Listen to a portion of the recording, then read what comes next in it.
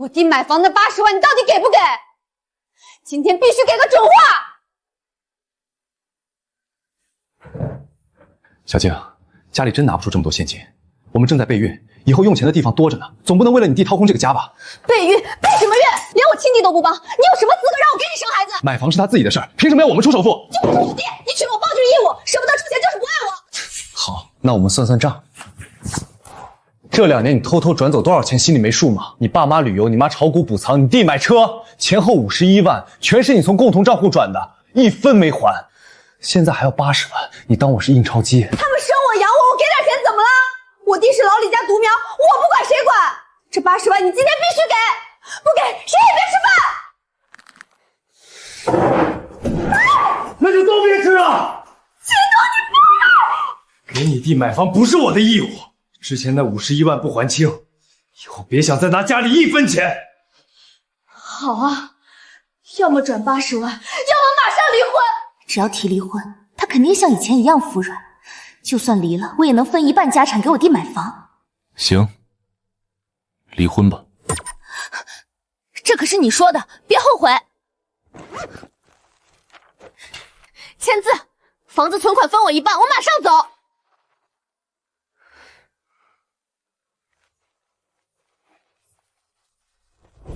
这份协议就是垃圾，我会请最好的律师起诉离婚。你偷偷转走的51万，我1分不少要拿回来。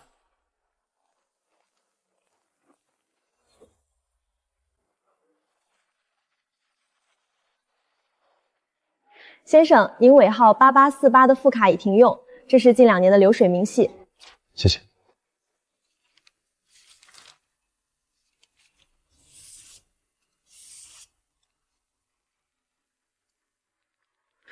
我没日没夜赚的狠钱，全为了这群吸血鬼。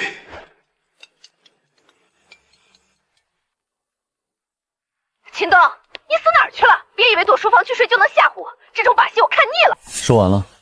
我警告你，别以为我会低头，这婚离了我可不会复婚，到时候你求我都没用。那真是太感谢你了。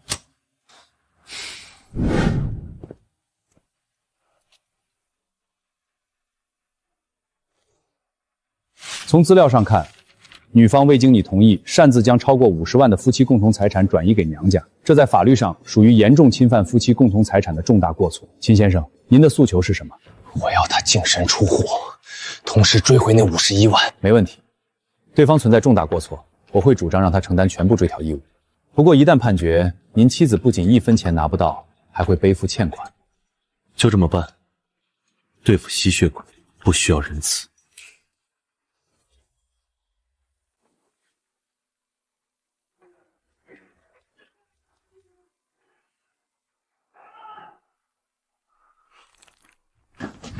秦东，你长本事了是吧？敢告我妈？今天不签撤诉书，别怪我不客气。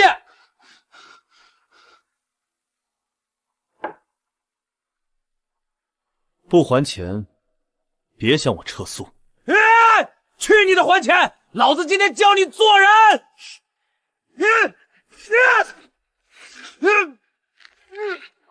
哎呦，放手！我跟你拼了！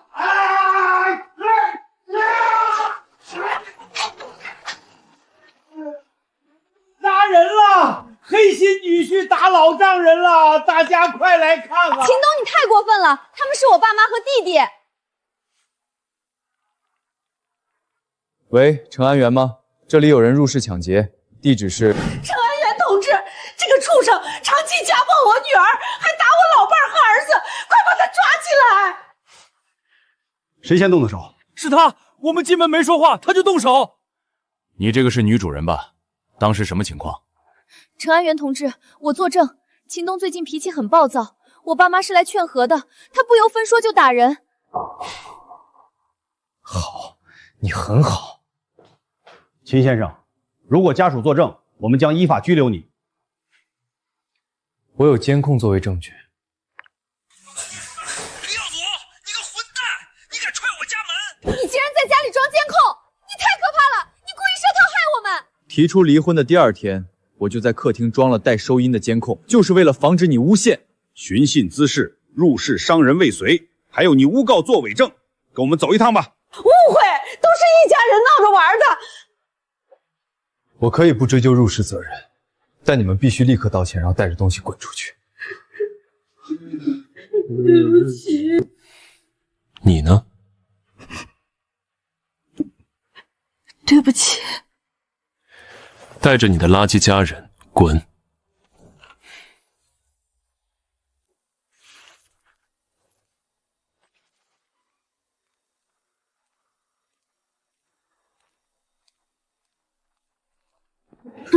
秦东，你闹够了没有？我告诉你，今天既然坐在这儿了，不把财产分清楚，这次我绝对不签。这正是我今天找你来的目的。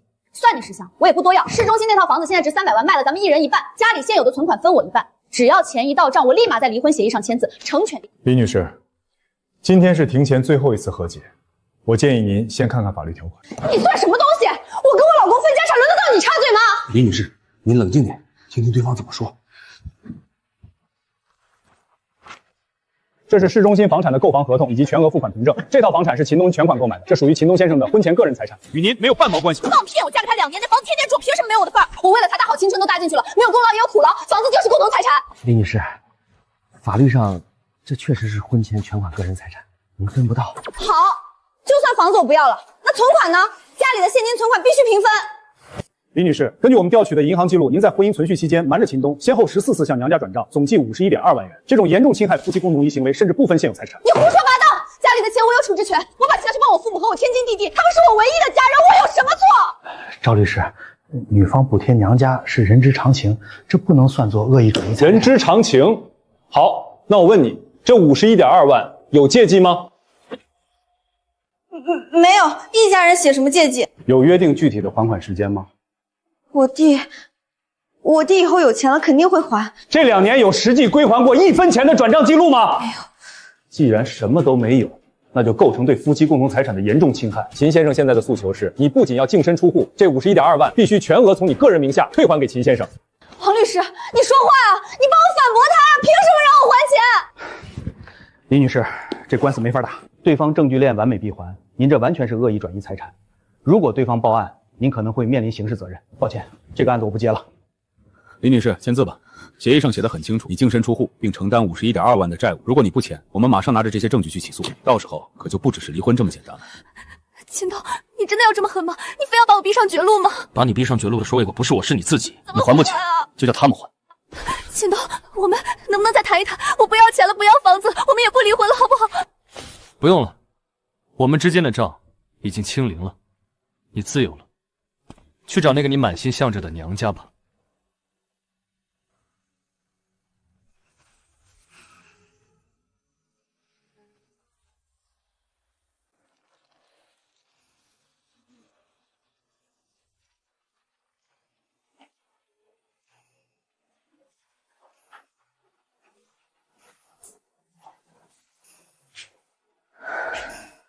姐，谈的怎么样？秦东给你钱了吧？我那80万首付什么时候能转过来？我看中了一套大平层，明天就得交定金了。是啊，小静，那个小巷市中心的房子怎么也得值300万，你分了一半，先拿100万给你弟买房，剩下的妈替你保管。没分到，房子是秦东婚前全款，属于个人财产，现金存款我也1分都没拿到。你说什么？不仅没分到钱，他还查出了我以前偷偷给你们转钱的转账记录。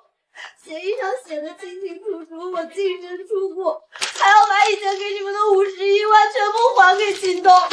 你个废物，连个男人钱都抠不出来，要你有什么用？我不管，我买房的钱你必须给我弄来。那51万真的走投无路了，你们先把钱拿出来帮我还给秦东好不好？不然他会起诉我的。还钱？还什么钱？那50万直接交给我们老李家了，别想从家里拿走1分钱。我是你亲生女儿，连家都毁了，我为了阿祖，你们现在对我见死不救吗？嫁出去的女儿泼出去的水，你赶紧回你家去，自己去找秦东说好话，别想回家白吃白喝。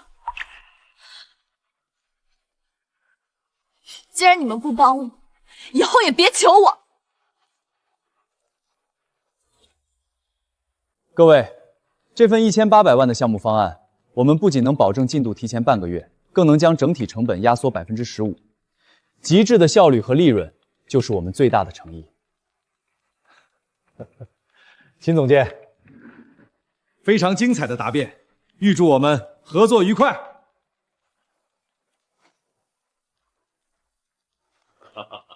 好小子， 1800万的国企大项目，硬是被你拿下来了，干得漂亮！这是你拿下国企大班的破格提成奖金，20万现金。秦东，好小子，没让我看错你。谢谢林总栽培。听说你把婚离了，离得好。男人就该先搞钱，有了钱，底气就硬。什么样的好女人找不到？我有个表侄女叫苏晴，今年29，人长得漂亮，性格又温柔。这个周末我散个局，介绍你们认识认识。谢谢林总好意，我这段时间只想搞事业，相亲的事儿，哎，见个面交个朋友嘛，又不是让你马上结婚，就这么定了。周末等我位置。还知道起来？我当你要睡到天荒地老呢。嫁出去的女儿回娘家白吃白喝，还得我伺候你。赶紧去把碗洗了，再把地拖了。你弟8点要去看房，别耽误他事儿。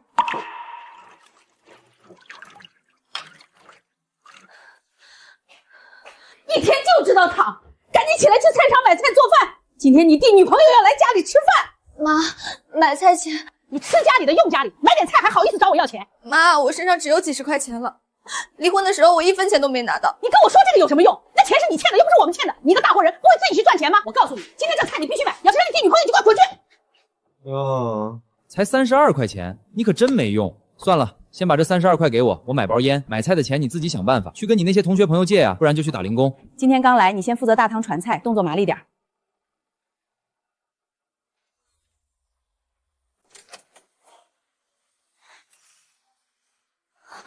3号桌的鱼香肉丝好了，赶紧送过去。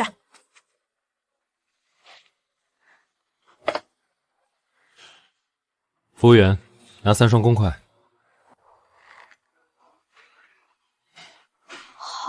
好的。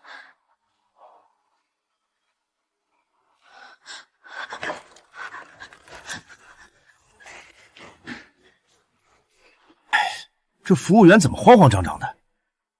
可能是新来不熟练吧。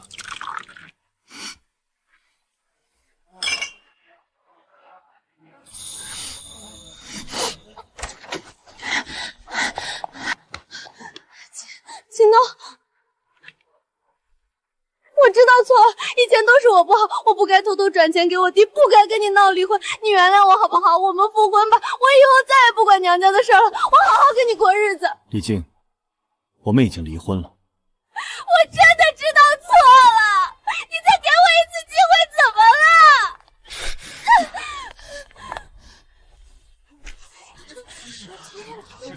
你老婆都认错了，你一个大男人就原谅她吧。就是，瞧瞧你媳妇都哭成什么样了。启开，不然别怪我在大庭广众之下说出你做的那些好事。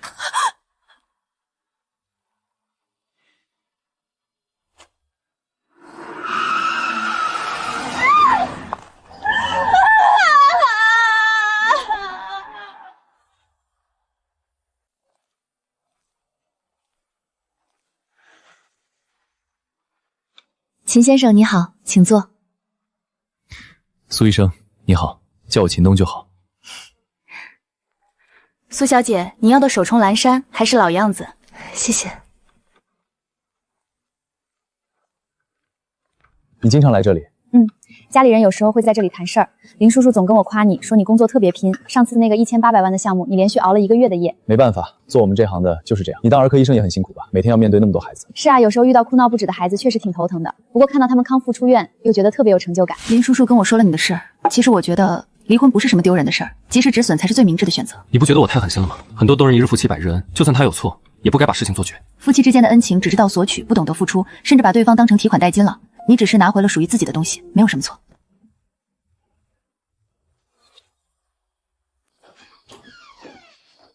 你还知道回来？让你买的菜呢？你弟女朋友今天来家里，连顿像样的饭都没吃上，人家当场就走了。你说你是不是故意的？我去快餐店打零工了，现在下班。打零工？谁让你去快餐店当打零工？要是被我女朋友知道，我还要不要面子？你赶紧把工作辞了，丢死人了！你才来就闹得客人全去看热闹，明天你别来了。已经被辞了，辞了更好，明天你就去找秦东，跟他复婚。他那么爱你，只要你好好求他，他肯定会原谅你的，总比你打零工强。你告诉他，房子就不让你们买了，让他给你弟出点彩礼就行。够了，你们别再做梦了，秦东已经不爱我了，他不会跟我复婚的。那51万，你们必须跟我一起还。你疯了吧？那钱是你自愿给我们的，凭什么让我们还？要还你自己还。我告诉你，要么你去跟秦东复婚，要么你就滚出去，别在这瞎俩眼。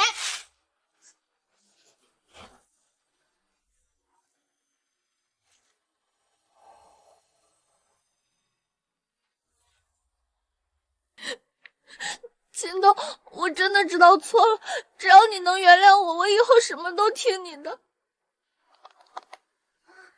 对不起，您拨打的电话正在通话中。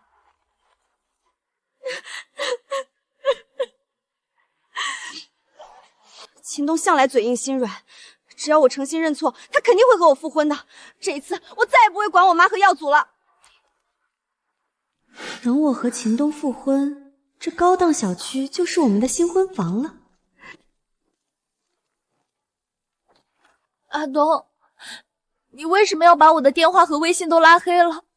我知道你在生我的气，可我们毕竟夫妻一场，你怎么能这么狠心？纠正一下，已经不是了。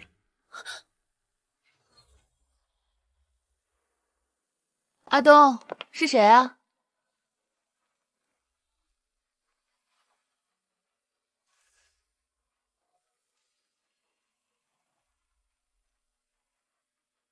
阿东，这位是？你以前那么爱我，我以为你会先找我的，你怎么可以这么快就有了别的女人？是他勾引你，对不对？李静，你闹够了没有？苏秦是我的女朋友，你不准对她无礼。秦东，你以前从来不会这样对我的，你说我怎么能说话不算数？我是说过爱你，但那是以前的你，现在的你自私、贪婪、蛮不讲理，根本不值得我爱。我已经给过你很多不珍惜了。李女士，我知道你现在很难过，但事情已经这样了，你再纠缠下去，也只会让自己更难堪。不如放手，好好过自己的生活。你少在这里假惺惺的，这是我和秦东之间的事儿，跟你没关系。李姐，你太过分了！我最后警告你一次，马上滚，不然我就报成安了。阿东，你开开门啊！我真的知道错了。我妈骂我是赔钱货，是废物，我爸根本不管我的死活。阿祖他一喝酒就发疯，昨天甚至把我直接推出了家门。阿东，我知道错了，我真的知道错了，我保证以后再也不给娘家1分钱了。求求你再给我一次机会，让我回家吧。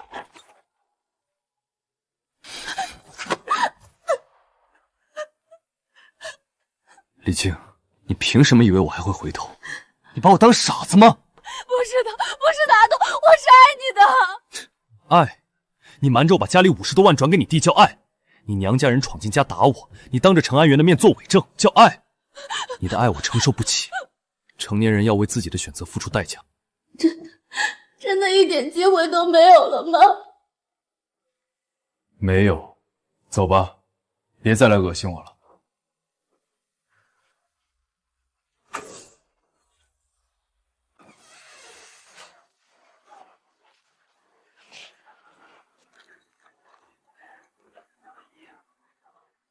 没搞定秦东，他被狐狸精勾走了。你说你有什么用？连个男人都搞不定。我真是倒了8辈子血霉，别人的姐姐给弟弟买车买房，我的姐姐只会连累我挨姐夫打。阿祖，你怎么能这么说我？我以前给你的还少吗？少废话！我问你，你打算在家里白吃白住赖到什么时候？妈，这是我家，我不住这儿，我住哪儿？这是你弟的家，你一个离过婚的女人，天天赖在娘家，传出去多晦气。过几天阿祖还要带新交的女朋友回来，你在这。妈说的对，你赶紧滚出去找房子，给你1周时间，不搬走我就把你的破烂全从窗户扔出去。你有没有良心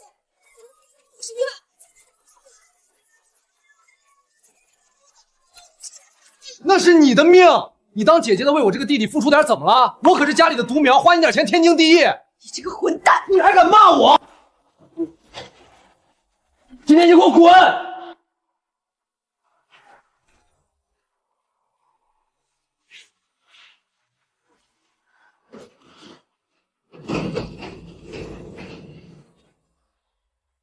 我一定要活出个人样来，让秦东后悔。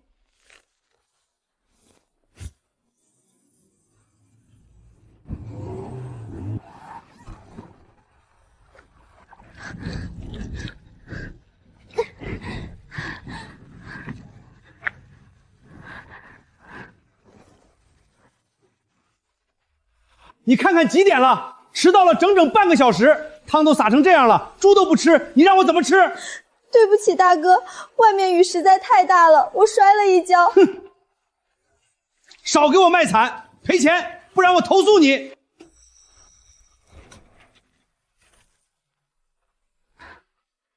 明天我带我爱人来，没问题的话就签合同。看什么呢你？外卖送不好，钱还赔不起，真是个废物。靳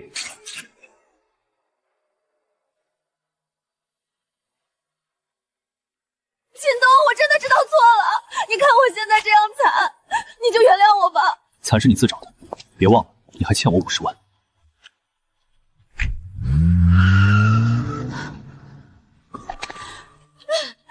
靳东，你真狠心！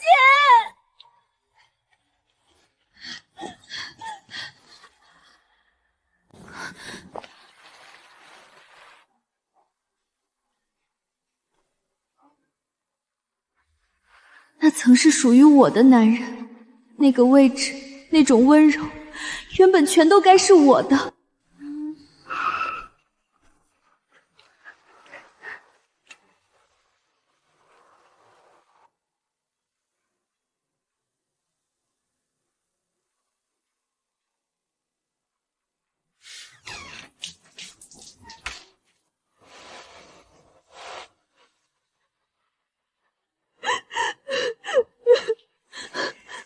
死丫头，你弟出大事了！他王赌欠了30万高利贷，现在被那些社会上的大哥扣下了。他们说了，明天天亮前借不到钱，就要砍掉阿祖一只手。马上给我拿30万，我连30块都快没有了，饭都吃不上，我去哪里给你弄30万？回来！你要是不救你爹，我就死在你面前。苏晴那么善良，肯定怕我闹到医院去毁了她的名声。只要我装的可怜一点，她一定会借钱给我的。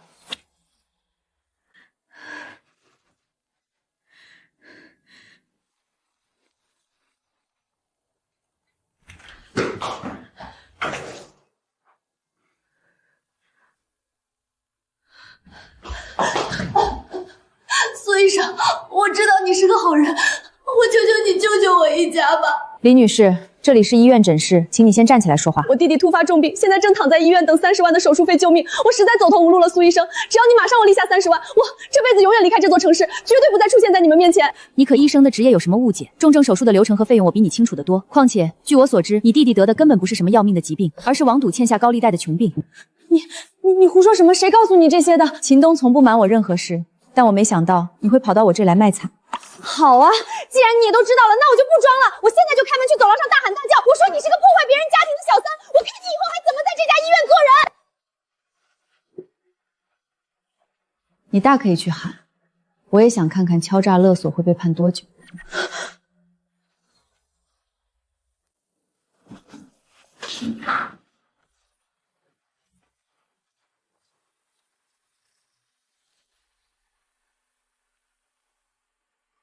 李健，你真是把不要脸发挥到了极致。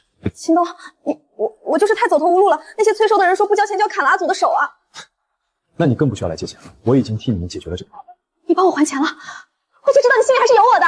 我还的是一份报案打击，你那个宝贝弟向成安方族重度参亡毒点，现在已经在拘留所里。你报了警，你亲手把你小舅子送进了局子。纠正一下，是前小舅子，他不仅要在里面待上一段时间，出来后还要面对成安方的巨额罚款。不过，这还不是你们家今天收到的唯一惊喜。你迟迟不归还那转移走的51万，司裁院昨天已经正式下达了强制残定书，因为你名下没有资产，司裁院已经查封了你们老李家现在住的那套老房子。秦东，那房子是我妈的命根头啊！你这是要逼死我们全家吗？路是你们自己选的，后果就得自己担。保安，把这个医闹人员请出去。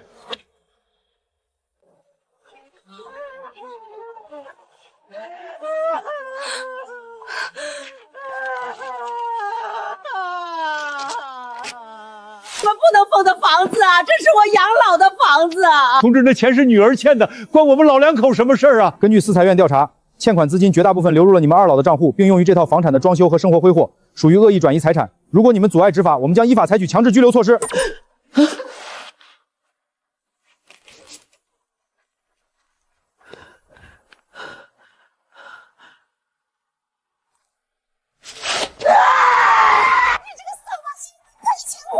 阿祖被抓进去了，房子也被你连累没了，你到底做了什么孽，毁了我们老李家？秦东，你毁了我的一切。既然我活不成了，那大家都别想好过。我就算下地狱，也要拉着你和苏晴一起陪葬。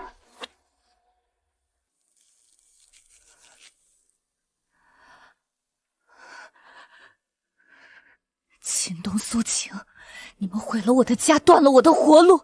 既然我身处地狱，那你们也别想干干净净的待在天堂。大家好，我是一个走投无路的离婚女人，我的前夫秦东婚内出轨市中心医院的儿科医生苏晴，为了给这个有权有势的小三儿腾位置，他不仅设计逼我净身出户，还动用关系把我唯一的弟弟送进了监狱，甚至查封了我年迈父母唯一养老的房子。我现在只能靠送外卖苟活，可他们还是不肯放过我。那个叫苏晴的女医生，表面上救死扶伤，背地里却仗着家里有钱有势，把我逼上绝路。我今天录下这个视频，就是想求广大网友给我一条生路，也让大家看清这对狗男女的真面目。下午的签约仪式绝不能出任何纰漏。秦东，你自己看。合作方那边的负责人在10分钟前给我打了电话，他们极其看重合作方的社会声誉，现在网上舆论发酵的非常厉害。甲方明确表示，在事情查清之前，全面暂停签约流程。秦总，楼下大堂突然来了好多自媒体博主，吵着要采访你，保安快拦不住了。林总，抱歉给公司带来这么大的麻烦，这件事是因我而起，我会在签约前彻底解决，绝不连累公司的心血。我相信你的人品，但这女人的手段太阴险了。苏晴那边现在情况更糟，医院已经被网红包围了。苏医生，请问你作为医生，插足别人婚姻的时候不会良心不安吗？现在的年轻人真是不学好，长得这么漂亮，居然去破坏别人家庭。我没有做过任何违背道德和法律的事情。网络不是法外之地，你们现在已经严重干扰了医院的正常就诊秩序，阻碍了急需救治的患儿，请你们立刻离开，否则我要报警了。大家快看，小三急了，他还要报警抓我们！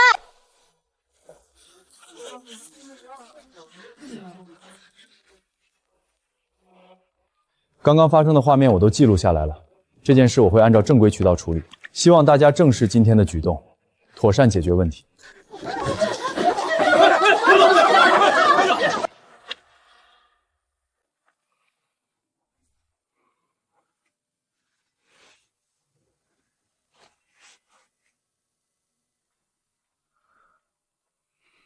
对不起，晴晴，是我连累了你。阿东，我们是未婚夫妻，没有谁连累谁。李静这一招虽然狠毒，但谎言终究是谎言，我们绝不能向这种无底线的恶意妥协。阿东，看到网上的惊喜了吗？高高在上的苏大医生现在是不是成了过街老鼠？还有你那个1000多万的项目，黄了吧？你到底想干什么？很简单，马上撤销对老房子的强制执行，把我弟弄出来，再给我账户上打200万精神损失费。只要钱一到账，我立刻在网上发澄清视频，说一切都是误会，不然我就一直在网上闹，让你们这对狗男女这辈子都抬不起头做人。哼，李静，你真的以为网络是你一个人可以操纵的玩具吗？你什么意思？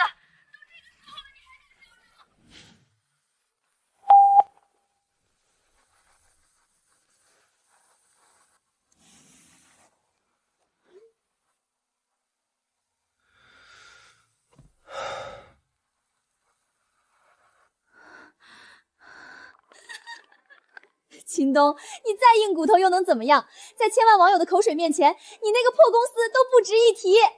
小静啊，网上的事儿妈都看到了，秦东那个小畜生服软了没有？他什么时候打钱？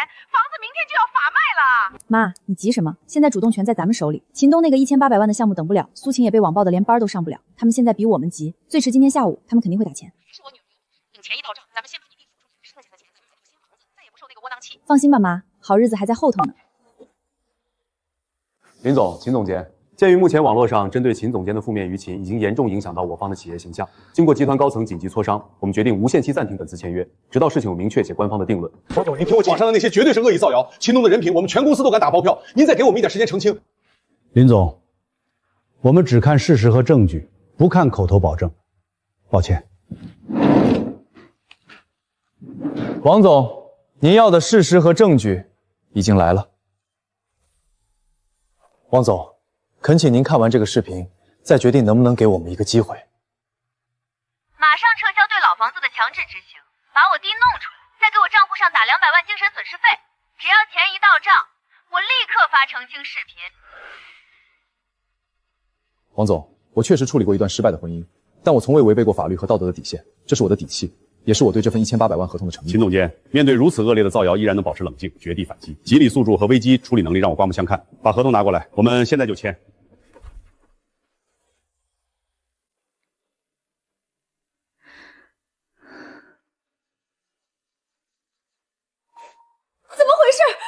统出 bug 了吗？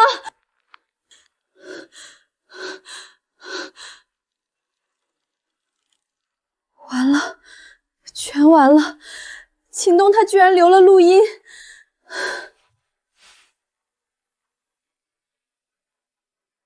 李静，我们是城安局的，开门。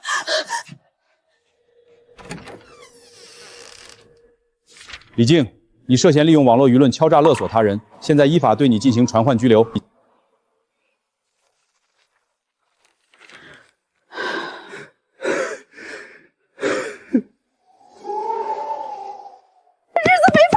我辛辛苦苦攒了一辈子的家底儿，就这么被那个白眼狼给折腾光了啊！你别嚎了，先想想咱们今晚睡哪儿吧。喂，是小静吗？钱拿到手没有？赶紧转过来！你是李静的母亲吧？我是法院律师。李静涉嫌敲诈勒索，并且在之前的治安案件中作伪证，现在已经被正式批捕。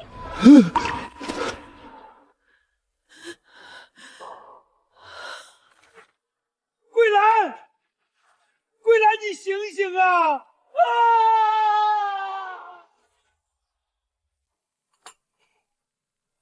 阿东，你这招干得漂亮，不仅把你那个吸血鬼前妻彻底按死，还借着官方通报的东风，给咱们公司免费做了一场宣传。甲方那边满意的，今天上午就把预付款打过来了。这还要多谢林总和苏晴对我的信任，如果不是你们在背后撑着，我也没法这么毫无顾忌的反击。林叔叔，阿东，我炖了点安神补气的汤，你们趁热喝。哎呦，这也就是沾了阿东的光，我这个表叔才能喝上苏大小姐亲手熬的汤。苏大小姐，阿东，你既然已经通过了考验，有些事也该让你知道了。晴晴可不仅仅是市中心医院的一名普通医生，她父亲是上海市最大的私立医疗集团苏氏集团的董事长。你从来没跟我提过。阿东，我不说，是因为我想让你看到最真实的我，而不是苏家的大小姐。这次你面对恶意诬陷时的担当和睿智，我父亲都看在眼里。我爸说今晚想在家里设下家宴，正式见见你这个准女婿。替我谢谢伯父，今晚我一定准时赴宴。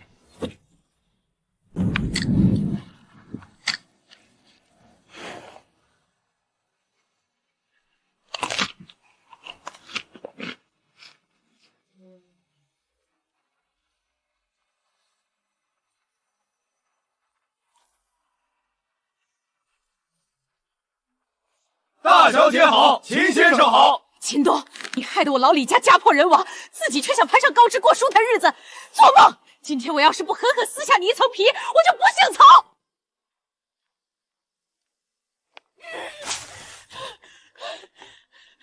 秦东，你这个没良心的畜生，你给我站住！干什么的？这里是私人领地，立刻退后！你们瞎了眼了！里面那个西装革履的男人是我前女婿，他忘恩负义，把我们老两口逼得流落街头，自己却跑来这儿装大款。秦东，你有种别躲！阿东，没事，我来处理。曹桂兰，李静已经进去了，李耀祖也自身难保。你们李家落到今天这个地步，全是你们贪得无厌的报应。你还敢跑到这里来撒野？报应！你少跟我扯这些！你现在攀上千金大小姐了，就不管我们死活了！我告诉你，光脚的不怕穿鞋的！你要是不给我拿部赡小费，我天天来这儿闹！我看这户有钱人家还要不要脸面，还要不要你这个烂心肝的女婿？敲诈勒索的信吗？李静刚玩砸，把自己送进去，你们老两口又想重蹈覆辙，给你们1分钟时间滚出这里，否则我不介意让你们进去和你们的宝贝女儿团聚。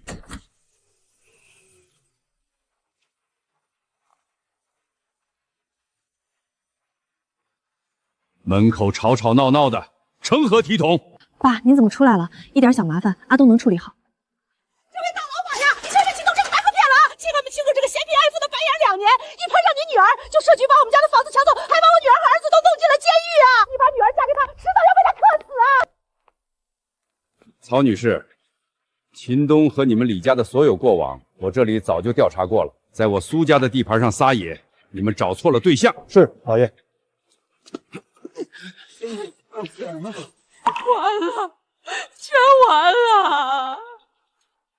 伯父，让您看笑话了。狮子从来不会因为犬吠而回头。走，进屋，家宴已经准备好了。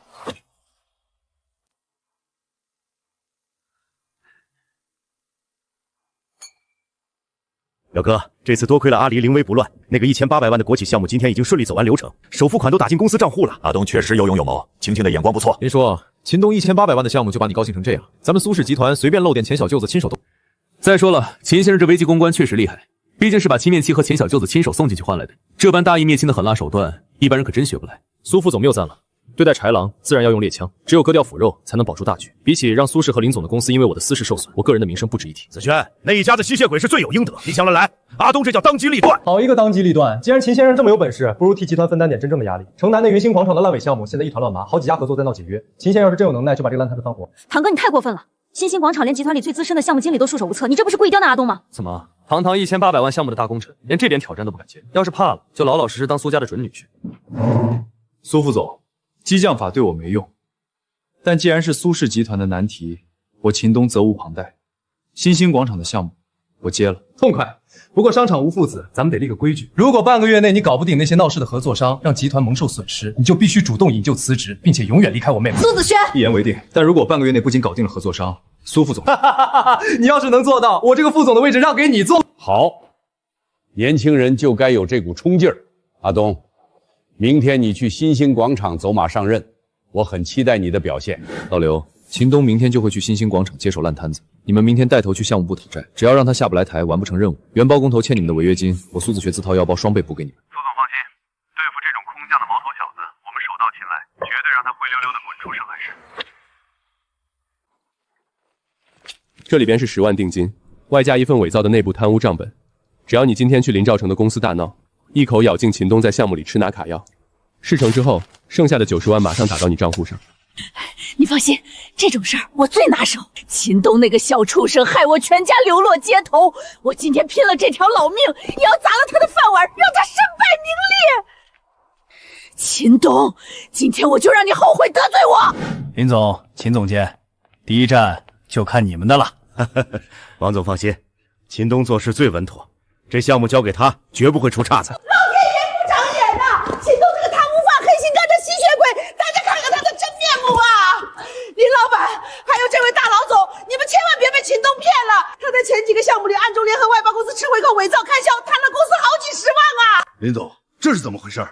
曹桂兰，你女儿已经被抓进去了，你还敢跑到我公司来血口喷人？保安，把这个疯婆子赶出去！我没有血口喷人，这是我偷偷复印的秦东贪污的内部账本和回扣流水，上面一笔记着他怎么做假账，这就是铁证。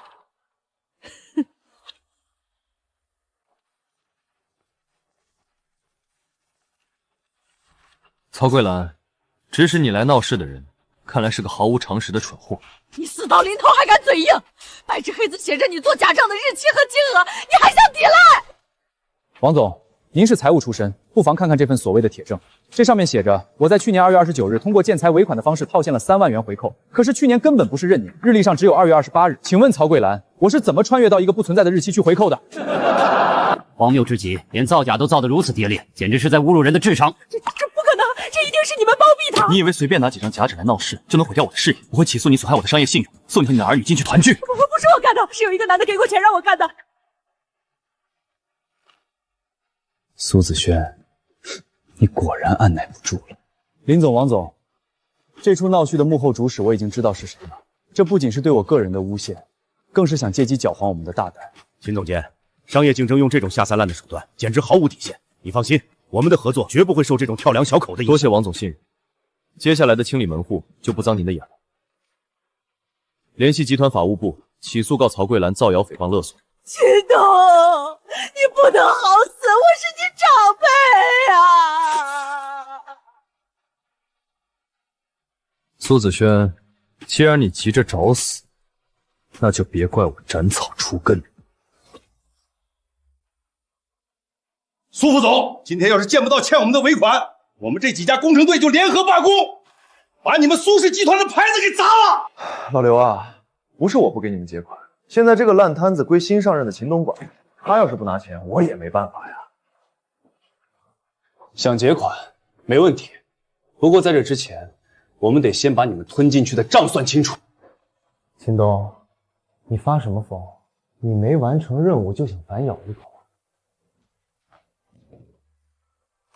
刘总，新兴广场之所以烂尾，根本不是原包工头跑路，而是你和苏副总里应外合。你们利用劣质建材虚报成本，套空了项目整整200万的资金，然后将烂摊子甩给集团。现在你还敢来要钱？你胡说八道，这是诽谤！你敢伪造证据污蔑我？我可是苏家的大少爷！我看谁敢污蔑他！大伯，您怎么来了？你以为你做的那些肮脏事能瞒天过海，勾结外人挖集团的墙角，还买通泼妇去陷害功臣？苏子轩，你被开除了，准备迎接集团法务部的起诉吧。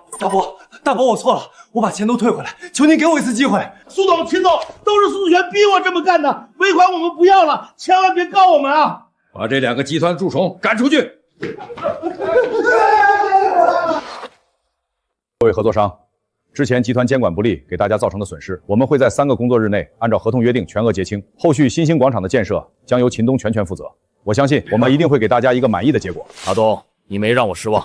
半个月盘活烂尾楼，还揪出了集团的内鬼，这份能力，整个苏家没人比得上。都是伯父信任我，还有晴晴帮我整理证据，我才能这么顺利。阿东，我已经和集团董事会通过气了，等新兴广场竣工那天，我就正式宣布由你接任苏氏集团执行总裁一职。请伯父放心，我一定不会逆期望。整个苏氏的未来就交给姑父你了。恭喜你啊，秦总裁！没有你，我走不到今天。所有的烂摊子都收拾干净了，只剩下最后一件事。你想去见李静最后一面？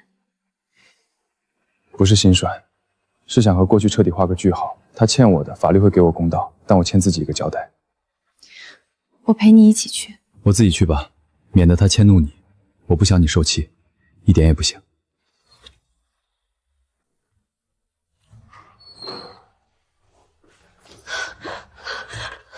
阿东，你终于肯来看我了。你是来给我送谅解书的，对不对？只要你签了字，我就可以少判几年。你想多了，我今天来只是为了给过去画个彻底的句号。为什么？你非要赶尽杀绝吗？我都已经落到这步田地了。赶尽杀绝的是你自己的贪婪。对了，顺便告诉你家人的结局。你弟弟李耀祖被重判了10年。你母亲曹桂兰联合苏子轩造谣栽赃，涉嫌商业诽谤，不仅被判了刑，还要承担巨额的民事赔偿。你们李家那套法拍房的钱，连填补窟窿的零头都不够。对了，苏子轩涉嫌职务侵占和商业诽谤，被判了5年，他名下的所有资产都被冻结，用来赔偿集团损失，他也帮不了你们。下个月初是我和晴晴的婚礼，同时我也将正式接任苏氏集团执行总裁。曾经我以为婚姻是隐忍和付出，现在我才明白，好的爱情是互相成就。这最后一份喜气送给你，再也不见。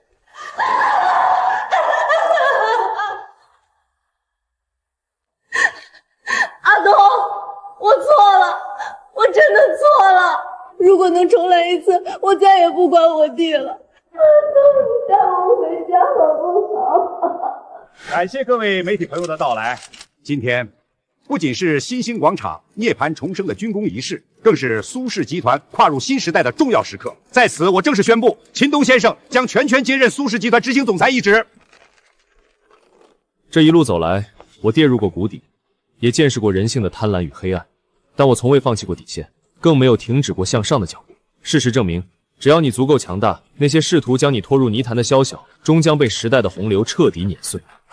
今天的新兴广场是一个全新的起点，未来苏氏集团必将创造属于我们的辉煌时代。